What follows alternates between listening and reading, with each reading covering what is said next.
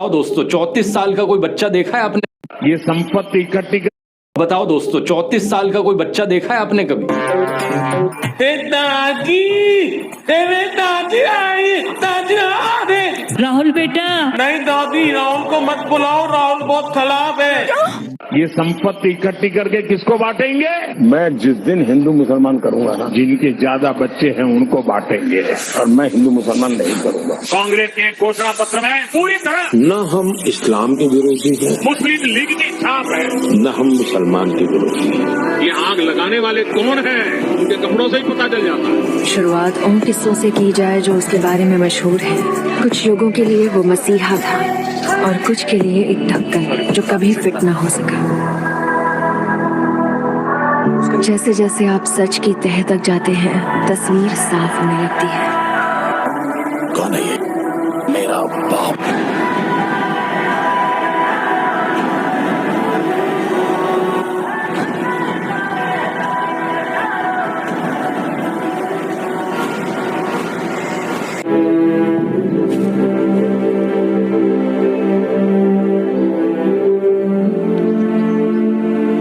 कल सुबह की फ्लाइट से लंदन जा रहा हूँ। तुम्हारी टिकट कैंसिल करा दी है।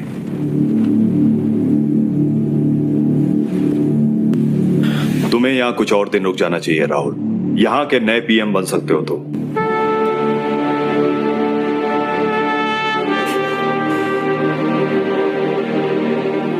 ये आप क्या बोल रहे हैं? तुम्हारी पापा के मौत के बाद इस पार्टी में बहुत सी समस्याएं बढ़ गई हैं। पार्टी को बचाने के लिए मेरे पास और कोई रास्ता नहीं है। ये सब मुझसे नहीं हो सकता है। I don't believe। तुम राजीव के बेटे हो, ये कभी मत भूलना। तुम्हें इस कुर्सी पर बैठने का पूरा हक है और तुम्हारी जिम्मेदारी भी। तुम्हारे पापा तो हमें बीच रास्ते में ही छोड़ गए। वो दूसरों के घरों में सुख शांति के लिए अपने घर में टाइम नहीं दे पाए। उन्हें इस बात की निराशा नहीं होगी। बेटा मुझे मना मत करना। मुझे यहाँ आए 10 दिन हुए हैं। यहाँ मैं किसी को नहीं जानता और राजनीति के बारे में तो चीज की कभी न कभी शुरुआत होती है। एक बेटे की तरह तुम अपने बाप का सपना पूरा करो। हमारे इस निशान का यही मतलब है। कांग्रेस के इस निशान का मतलब है उम्मीद, और इस उम्मीद में छिपा है हमारा हिंदुस्तान। वो हिंदुस्तान जिसमें हर एक नागरिक में काबिलियत है, अच्छाई है। बस यही एहसास तुम्हें उन्हें दिलाना है।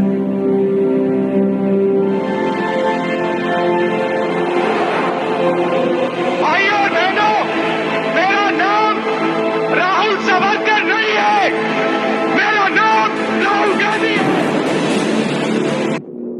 जहाँ तक मोदी का सवाल है, तो मैं स्कूल में, एक तो मेरा जो घर है ना, मेरे अगल बगल में सारे मुस्लिम परिवार। तो हमारे घर में ईद भी मनती थी, हमारे घर में और भी त्योहार होते थे। मेरे घर में ईद के दिन ईद का खाना नहीं पकता। सारे मुस्लिम परिवारों से मेरे यहाँ खाना आ जाता था, क्योंकि मेरे परिवार, हम रहते वहीं है, मेरा घर वहीं है, मेरे यानी 5 कदम के बाद मुस्लिम परिवार है। नरेंद्र मोदी जी कहते हैं, जब मैं छोटा था ईद के समय मेरे घर मुसलमान भाई खाना बेचते थे। अच्छा नरेंद्र मोदी जी, आप तो वेजिटेरियन हो।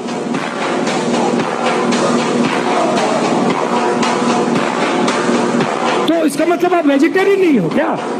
पूरे देश को आप 24 घंटे कहते हो कि मैं वेजिटेरियन हूं, और फिर जब आप छोटे थे मुसलमान भाई आपको ईद का खाना बेचते थे और आप खाते थे। तो अब ये नए नरेंद्र मोदी आए हैं, क्योंकि इनको पता लग गया है कि इनकी बाय बाय होने जा रही है। देखिए सुधीर चौधरी जी। जी सर। वैसे तो हम किसी प्रेस कॉन्फ्रेंस में जाते नहीं हैं, लेकिन यहाँ किस लिए आए मालूम है? जी नहीं। इसलिए कि जनता कहेगी कि लाई डिटेक्टर मशीन पर बैठने की हिम्मत सिर्फ नरेंद्र मोदी जी ने की है। बिल्कुल सही कहा सर। और इसका मतलब क्या होगा? मालूम नहीं सर। इसका मतलब ये होगा कि पूरे भारतवर्ष में मोदी जैसा अच्छा और ईमानदार नेता है ही नहीं। वाह वाह, क्या बात है, क्या बात। लेकिन सवाल वही पूछिएगा जो हमने लिख के दिए हैं। वो स्क्रिप्टेड सवाल होता है, मोदी जी आप आम कैसे खाते हो, मोदी जी आप ये कैसे करते हो।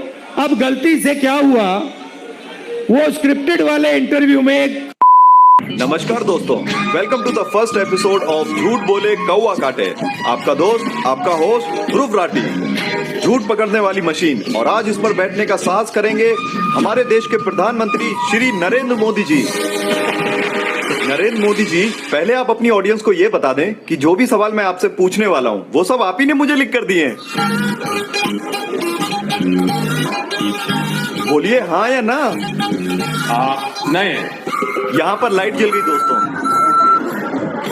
देखो दोस्तों, हमारे देश के इतने बड़े प्रधानमंत्री देश में खुलेआम झूठ बोलते हैं। इधर आ।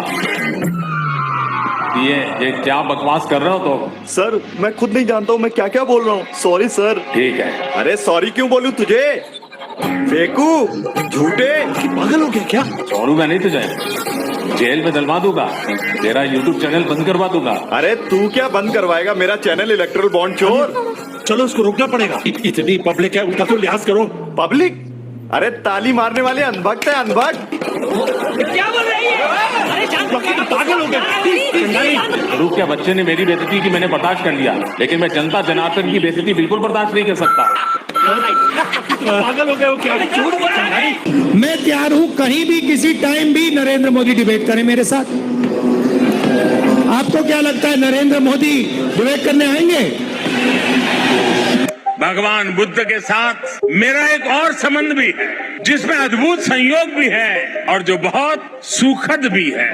क्या बात है साथियों, बोहरा समाज के साथ मेरा भी रिश्ता बहुत पुराना है। क्या बात है? क्रिश्चियन कम्युनिटी के साथ तो मेरा संबंध कोई नया नहीं है, बहुत पुराना बड़ा आत्मीय नाता रहा है। बिल्कुल सच। जीवन का एक महत्वपूर्ण कालखंड मैंने आदिवासियों के बीच में बिताया है। बलिया से मेरा एक भावुक रिश्ता, पंजाब के साथ मेरा विशेष नाता रहा। अरे यदुवंश के साथ तो हमारा रिश्ता है, हमारा नाता है। जिनके साथ मेरा निजी रूप से भी एक विशेष नाता है। मेरा खुद का व्यक्तिगत रूप से फ्रांस के प्रति लगाव बहुत पुराना रहा है। फ्रांस के साथ भी रिश्ता? ये बात तो मैं हरगिज नहीं मानूंगा। बंगाल से नाता जोड़ने के लिए इन्होंने कहा कि बचपन में ये कोलकाता की मेट्रो देखने आए थे। मैं बचपन में जब पहली बार कोलकाता आया तो एक आकर्षण था, जरा मैं मेट्रो देखूं। प्रॉब्लम बस ये है कि कोलकाता मेट्रो 1984 में शुरू हुई थी, जब ये 34 साल के थे। अब बताओ दोस्तों, 34 साल का कोई बच्चा देखा है आपने कभी? दिखा है? कहाँ पे? दादी, दादी आई, दादी आई। इस बच्चे की उम्र तो देखो, मुझे दादी बुला रहा है। राहुल, राहुल बेटा। नहीं दादी, राहुल को मत बुलाओ, राहुल बहुत खराब है। वो ना कल मुझसे 1v1 डिबेट करने बोल रहा था। आज है ना, मैं आपका चश्मा लेकर भागूंगा। अरे क्या हो रहा है? देखिए, इस 60 साल के बुढ़े को जरा समझाइए प्लीज। मैं इनका बेटा हूँ। हाँ, ये मेरी वाली भाई मम्मी है। मैं भी दादी को बोला ना चॉकलेट आपके देखो। मेरे प्यारे बेटे, लो मेरा चश्मा दे।